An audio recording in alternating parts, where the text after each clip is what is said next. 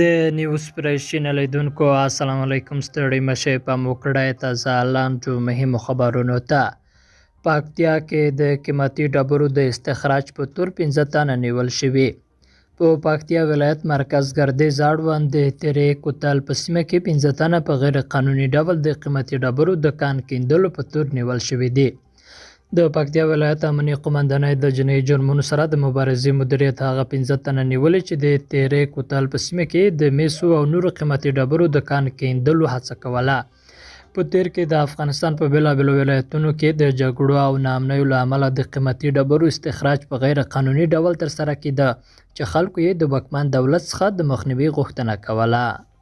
بل لور ته د اسلامي امارات لوی مشر وایي سوداګر د اقتصادي خپلواکۍ برخه کې رغنده ګامونه واخلي. د افغانستان اسلامي امارات لوی مشر شیخ هیبت الله اخوندزاده د هیواد په کچه له سترو سوداګرو، صنعتکارانو، پانګوالو، د سوداګرۍ او پانګونې، صنایعو او معدنونو خونو له ګډ پلاوي سره لیدنه کې ویلي چې اسلامي امارات تل د سوداګرو، صنعتکارانو او پانګوالو ملاتړ کړی او راتلونکي کې به هم ځانګړې پاملرنه ورته کوي. نوموړي له یاد پلاوي څخه غوښتنه کړې ده چې د هیواد د اقتصادي خپلواکۍ او پرمختګ په برخه کې رغنده ګامونه واخلي او هیواد کې دننه پانګونه زیاته کړي ترڅو خلکو ته په ښه ډول کاري زمینه برابره شي. هغه ټول سوداګر، صنعتکاران او پانګوال د هیواد اقتصادي ځواکونه یاد کړي دي.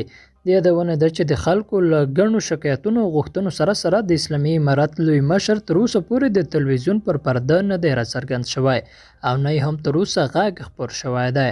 خو دا یې څویم وار دی چې له خلکو سره یې د لیدنې راپورونه خپریږي. او هلمند کې له یوه سیند څخه د 3 کسانو مړي موندل شوي.